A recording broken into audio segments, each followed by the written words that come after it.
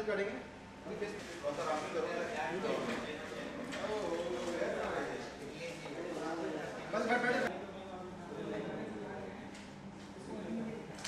Centre में हाँ हाँ ट्राई करूँ।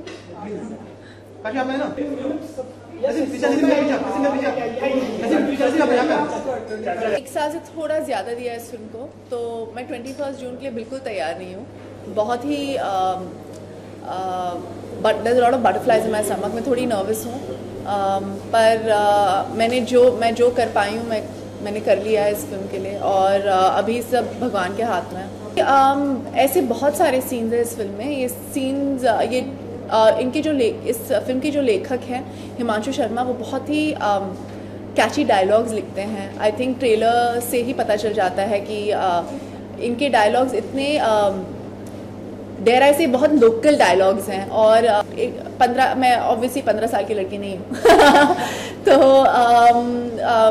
हम बनारस में शूट कर रहे थे, और आपको पता है नॉर्थ में क्राउड्स कैसे होते हैं। और मैं एक स्कूल यूनिफॉर्म में 2 चुटियाँ डाल के गई, और करीब 2000-3000 लोग थे जो शूटिंग देखने आए। उन्हें पता भी नहीं था कि कौन शूटिंग कर रहा है, पर उन्हें पता चल गया कि शूटिंग हो रही है। तो धनुष और मैं स्कूल यूनिफॉर्म में पागलों की तरह से बाहर गए, और हमने कहा भाई लोग कैसे रिस्पॉन्ड करेंगे। और नॉर्थ में कभी कभी लोग थोड़े लाउड हो जाते हैं, पर ऐसा हुआ ही नहीं। तो वो थोड़ी नर्वसनेस थी कि मैं यूनिफॉर्म में चोटीज़ के साथ बाहर जाऊंगी तो लोग कैसे रिएक्ट करेंगे, मैं परफॉर्म कैसे करूंगी इतने सारे लोगों के सामने। और वो बहुत ही एक्चुअली पहले दिन ही हमने 2 शॉट दिए, और पूरी ऑडियंस की, जैसे हम प्ले कर रहे हैं, पूरी ऑडियंस ने तालियां बनाना मतलब ताली मारी, और they were all like yelling and shouting. और ऑर्डिनरी लव स्टोरी है ये। लव स्टोरी है एक आम लड़के की और एक आम लड़की की। It's about 2 very normal people. और प्यार जो है, अगर वो फिल्मों में नहीं होता तो बहुत ही कॉम्प्लिकेटेड होता है, बहुत ही मेसी हो जाता है। आई थिंक लोग और रिलेट करेंगे क्योंकि लोग ऐसे होते हैं ना, जैसे एक डायलॉग है कि डॉक्टर इंजीनियर सब लड़कियों को उठा के ले जाते हैं। और ये मुझे भी पता है, क्योंकि जब मेरी नानी बोलती है कि अगर तुझे मेरी मॉम की साइड की फैमिली में सब इंजीनियर है या सब डॉक्टर है या कोई बैंकर है। अगर आप देखेंगे मेरी फिल्म में तो I always sign because the director, not who my co-star is और not anything else. So he said आपको कौन लगता है कि इस इंडस्ट्री में इस कैरेक्टर को सूट करेगा।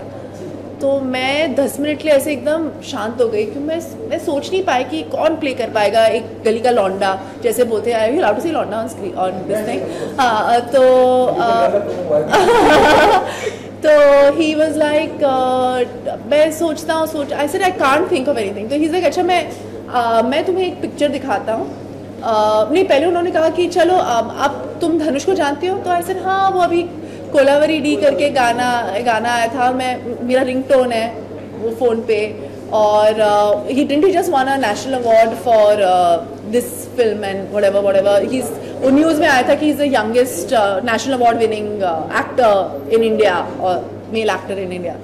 तो आई सेड वेरी गुड सब, अगर ये बनारसी नॉर्थ इंडियन लड़का है, मतलब लैंग्वेज की दिक्कत तो होगी उन्हें। तो उन्होंने कहा कि नहीं यार, अच्छा वो तो है, पर मैं तुम्हें एक फ़ोटोग्राफ दिखाता हूँ। तो उन्होंने मुझे एक फ़ोटोग्राफ दिखाया कि धनुष साधुओं के साथ सराउंडेड, और उन्होंने एक गमछा अपने सर पे डाला और वो ऐसे एकदम बहुत ही खूबसूरती से मुस्कुरा रहे हैं। तो मैंने कहा कि actually sir you are right, सिर्फ ये लड़का प्ले कर सकता है और हम लैंग्वेज का देख लेंगे। That the story is really real. Everybody can relate with the script, and it'll appear as if they are seeing themselves on screen with A.R. Rahman sir's background score. That should be really special, and of course A.R. Rahman sir's music. These two should be the USP of franchise. He had a lot of pressure. He had a lot of hurdles, and it was not easy for him to pull off this project. Especially it's with the newcomer in the film, and to pull off the budget that he's pulled off. What happens here also, and Kundan is a grown-up child. He's very adamant, and his way of looking at life is really childish, and he's just born to fall in love with Zoya and to be in love with Zoya, and that's what it is. I'm very sure they will relate with Kundan at any point. Definitely, I'm very confident about it.